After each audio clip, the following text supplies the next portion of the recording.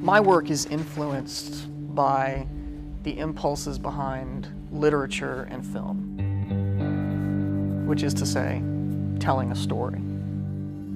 I suppose that's just a product of the fact that those were my influences when I was a child.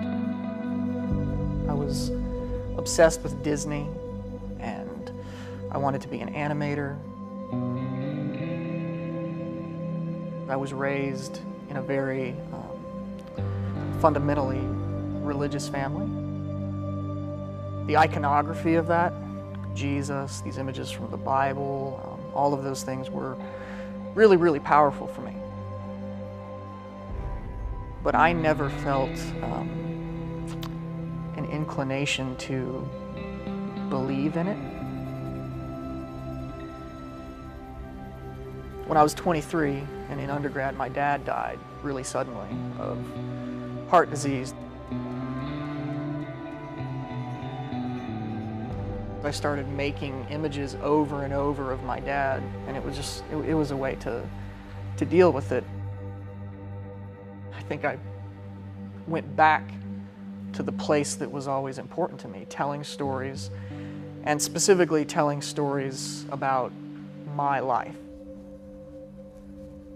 For me, it's been a lot about death, because that has been something that has just been present in my life. From my dad dying to my sort of constant attempts to forestall my own death. I was born with a cardiac condition called hypertrophic obstructive cardiomyopathy. It's a gradual and progressive stiffening of your heart muscle, so that eventually it just becomes larger and larger and less contractile, and it just sort of ends up stopping. My senior year in high school, I had my first open heart surgery. So I had a pacemaker for 7 years, and then eventually my heart failure, progressed, and the pacemaker was no longer, effectively treating that condition.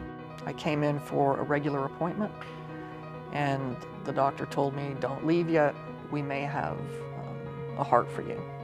And so my then girlfriend, my now wife, Adrian, we were there together, and so they put us in a room, and the next day I had a heart transplant.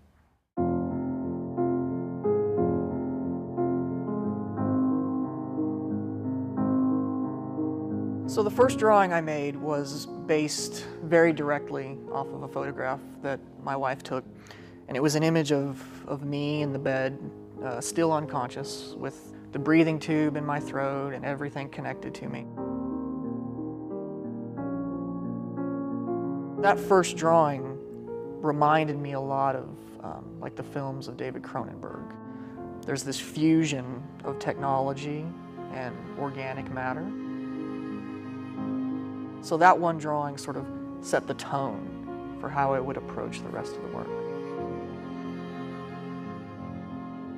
First of all, I sort of see the image in my head, what I would like it to be.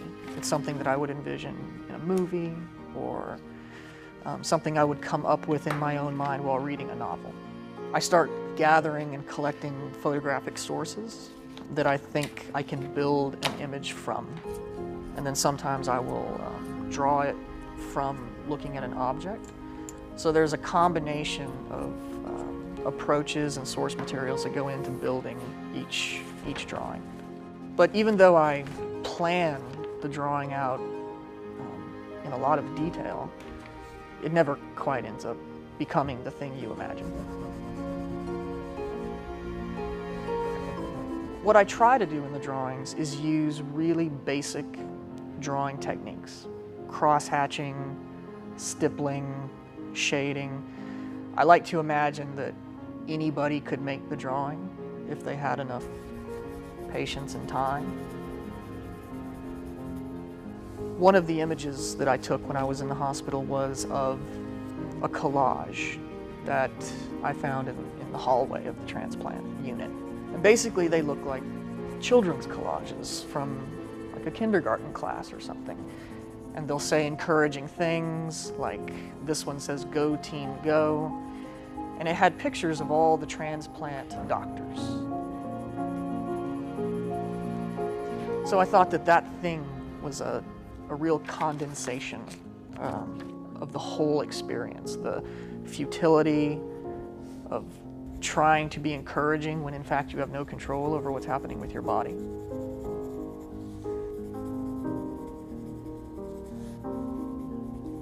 The waiting room in Methodist has this large cabinet, and inside this cabinet are these ceramic reproductions of wildlife, eagles, geese, tigers, and they all look really predatory, you know? There's this feeling of something terrible impending. It's a really, really uncomfortable environment for someone waiting to hear if their loved one is going to live or die. So that's another place where I thought that genre and real experience could come together and create something for the audience that they could enjoy, but also understand the emotion. There's always that moment when you go into surgery, when you're in the bed and they're about to wheel you off, and you say goodbye to whoever's there, and you don't know if you're gonna come back. As I was making the drawing, I was trying to find a way to sort of cobble together all my family members into an image. I took an image of all my family gathered together that was taken when I was married. It actually includes myself in the image, and it has my wife in her wedding dress and the rest of my family sort of in wedding clothes.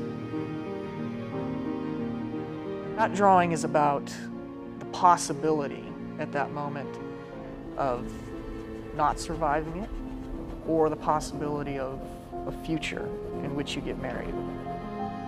There are really some universal emotions or themes that transcend sex, race, culture. When you really burrow down and you start talking about things like death, sickness, love, relationships, the things that I try to deal with in my work are those very essential things.